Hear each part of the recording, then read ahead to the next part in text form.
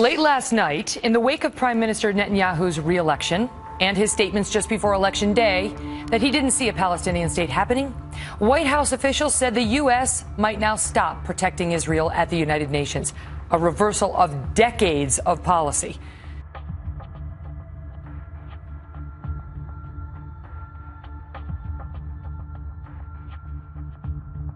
Netanyahu pulled off a strong victory in Tuesday's election. President Obama and his administration clearly think that victory came at the expense of any hopes for peace between Israel and the Palestinians. Almost as stunning as Netanyahu's victory is the fact that as of right now, President Obama still has not picked up the phone to call and congratulate his frenemy. Today, Netanyahu struck a conciliatory tone, calling Israel's bond with the U.S. unbreakable. He said his address to Congress was not an attempt at partisanship. He just felt an obligation to speak up about a deal with Iran that he thinks is dangerous. But reports indicate the White House, as of now, might not feel that same obligation to raise its voice in defense of Israel in places like the United Nations.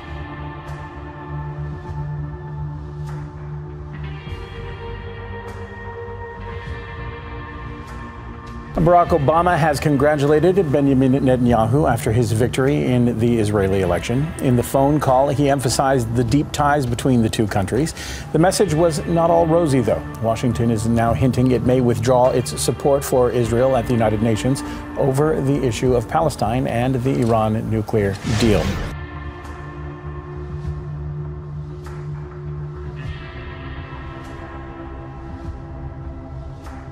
Meeting with Britain's Prince Charles and his wife Camilla, President Obama refused to comment on Israeli Prime Minister Benjamin Netanyahu, who's become something of a royal pain to the White House. Administration officials say they're furious over Netanyahu's remarks in the final moments of his re-election campaign, pointing to the Prime Minister's rejection of a Palestinian state in this interview as a key reversal that would damage prospects for Middle East peace. Asked whether a Palestinian state would not be formed if he remains prime minister, Netanyahu said, indeed. Was the president personally disappointed in Prime Minister Netanyahu's comments? I would certainly acknowledge that the president is aware of the comments and noticed them. I don't think I would characterize his reaction. But I think that there are obvious policy implications for Prime Minister Netanyahu's comments. In a post-election interview, Netanyahu completely flip-flopped, saying he now wants a peaceful two-state solution with Palestinians. But the White House is also outraged over Netanyahu's comment that Arab voters were heading to the polls in droves, a remark aides to the president blasted as racially tinged and undemocratic. I think that comment and that tactic was something that was noticed, not just here in the White House, but by, I think, people around the world. And that cynical election day tactic was a pretty transparent effort to marginalize Arab-Israeli citizens and their right to participate in their democracy. Netanyahu insists Arab Israelis will always have the right to vote, but they're not buying that at the White House, where officials are threatening to allow votes at the United Nations in favor of a Palestinian state, a measure the U.S. has blocked before. Republicans who invited Netanyahu to speak before Congress against the U.S. nuclear talks with Iran are saying, get over it. What about the administration's sort of lukewarm reaction? Lukewarm? The Obama administration and Benjamin Netanyahu need to wake up, understand the realities of what they can and cannot achieve, and try to restore some adult supervision.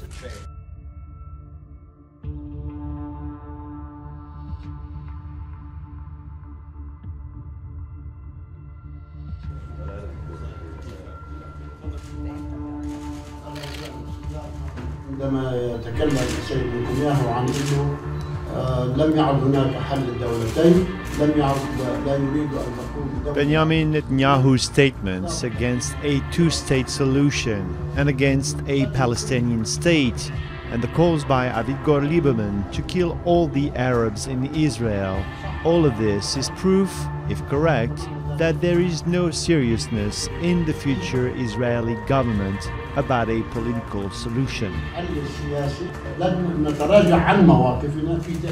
We will not change our position It is our right to demand international legitimacy and to go anywhere in the world to achieve that.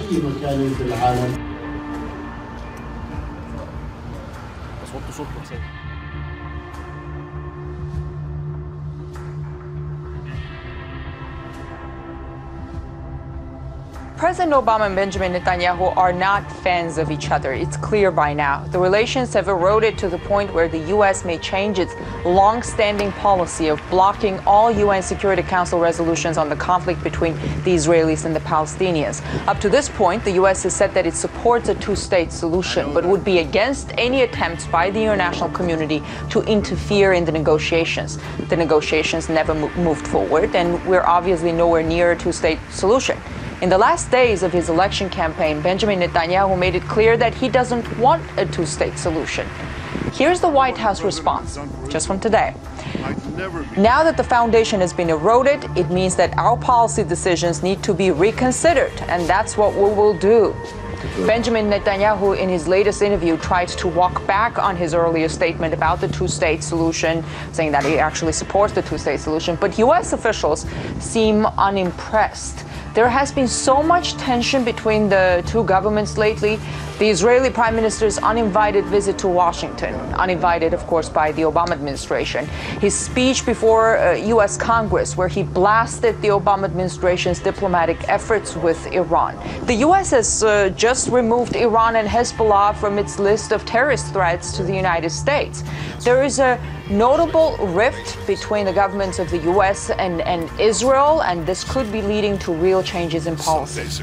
All right, Guy, it's certainly going to be interesting to watch this all play out. Everybody was waiting for the elections. Now they've happened, and we are going to be watching carefully as we move forward. Guyana Chichikan from Washington, D.C. for us.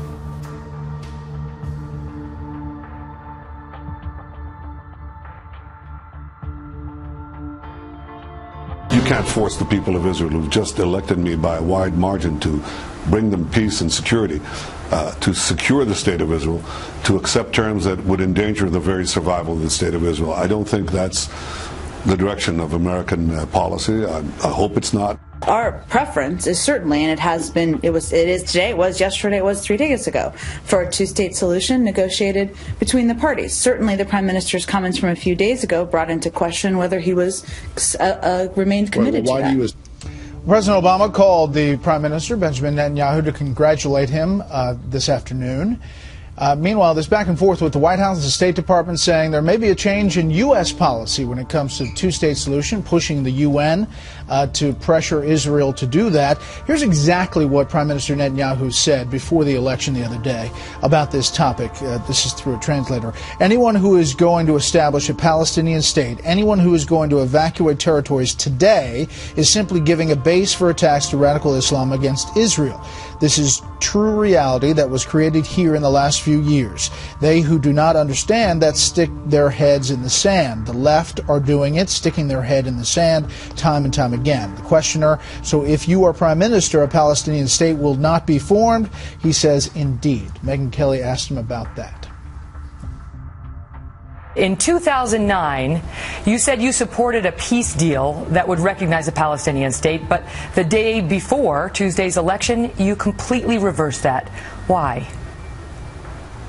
I didn't retract any of the things that I said in my speech 6 years ago, calling for a solution in which a demilitarized Palestinian state recognizes a Jewish state. I said that the conditions for that today are not achievable. Because basically the Palestinians are tied with Hamas.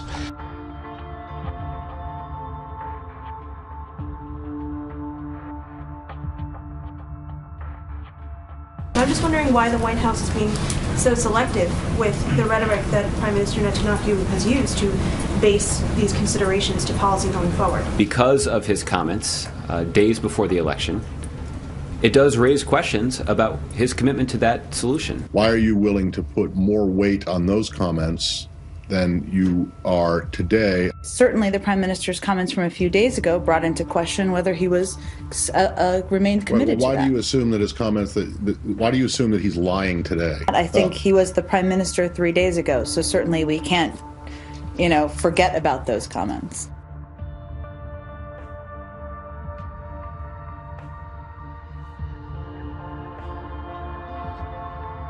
Why do you think the White House is refusing to accept the prime minister at his word today and instead accepting him at his word earlier this week? Look, this is a very cynical move on the part of the administration. It knows that what happened on Tuesday was sort of an election year ploy, and Netanyahu has gone out of his way today in your interview and lots of other statements to make it very clear that what he meant, or at least the softening of it, is that he is open to a two-state solution. But the conditions, the fact that the Palestinians have not offered anything near what any Israeli government would be able to accept, are simply right now not there. The major change, the major event that's occurred in the view of the Israelis is that the government of the Palestinians is now in an alliance with Hamas. How can you make a peace agreement, a two-state solution, hand over control of the West Bank to a government that includes Hamas, which is not only dedicated to the destruction of Israel, but rules a territory called Gaza, from which it has twice initiated terror wars because it simply will not accept Israel's existence. That's what Netanyahu said earlier this week when he said, I think whoever moves to establish a Palestinian state or intends to withdraw from territory is simply yielding territory for radical Islamic terrorists and attacks against Israel. And that's how he explained his comments earlier this week and how he explained them to me tonight. But so here's the interesting thing, Charles. So the White House has two statements to choose from. The one he made earlier this week and the one today. And they've chosen the one that's more contentious, the one that they say they don't want, the one that, oh, wait, happens to open the door, in their view, to them bypassing Israel and Netanyahu altogether and going to the United Nations. Well, that's exactly what they're doing. They're choosing the outlier statement, whereas Netanyahu and his government have been clear throughout. Look, the fact is that what Netanyahu said, even in the outlier statement, was there won't be a Palestinian state while I'm the prime minister. Well, I have news for the White House. There's not going to be a Palestinian state. There wouldn't have been, even if Yitzhak Herzog had won the election, the Labor Party, because there's no government in Israel that would hand over the West Bank to a government that includes Hamas. And also what's changed in the region is that there are terror organizations, Al-Qaeda affiliated in Sinai, Hamas in Gaza, you've got Hezbollah in Lebanon, you've got ISIS practically in the Golan Heights. Israel is surrounded in a region that is roiling with instability, and it would be very hard, impossible right now, for any government to conclude a deal that hands over the West Bank in a condition where you don't know if you're going to wake up tomorrow and find the West Bank in the hands of terrorists. The same way we woke up and discovered that a pro-American government in Yemen all of a sudden had become a new government, overthrown by a new government that is a client state of Iran, and we had to evacuate our embassy in a panic. In the meantime, Josh Earnest came out today and said, well, election rhetoric has consequences. Words matter, he said. Words matter, he said, Charles. The White House said that today.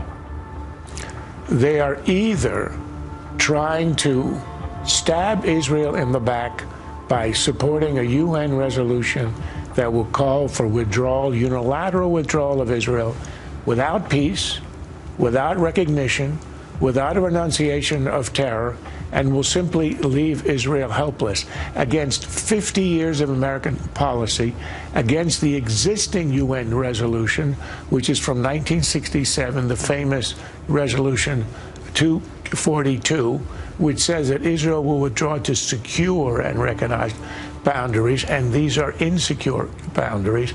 So this would be either it's a revolution in our policy, or we're going to force a unilateral withdrawal, which could be fatal for Israel, or it's a cynical attempt to distract, create a second issue, a crisis with Israel, because we are about to hear an announcement about a catastrophic deal with Iran over nukes, and that would be a way of distracting Israeli and pro-Israel attention from the nuclear issue and weaken any opposition. That gets right to my next question, which is right before we came to air, President Obama released a video address directly to the Iranian people. Here's part of it. The days and weeks ahead will be critical. Our negotiations have made progress, but gaps remain. And there are people in both our countries and beyond who oppose a diplomatic resolution. My message to you, the people of Iran, is that together we have to speak up for the future we seek. What do you make of that? Well, this is unusual in American history. A president addressing a serious adversary, enemy of the U.S., where the leader leads chants of death to America. And in the midst of it, he takes a swipe at a most loyal ally in the region. Obviously, he was referring to Israel. If only he would address as warmly the Israelis as he does the Iranians and their leaders. This is quite remarkable. And look, it's not new to have a New Year's greeting. He did that in 2009 and ever since. There's nothing wrong with that. But to include this kind of swipe at Israel in addressing the Ayatollahs is really rather new and quite startling. Charles, great to see you, sir. Pleasure.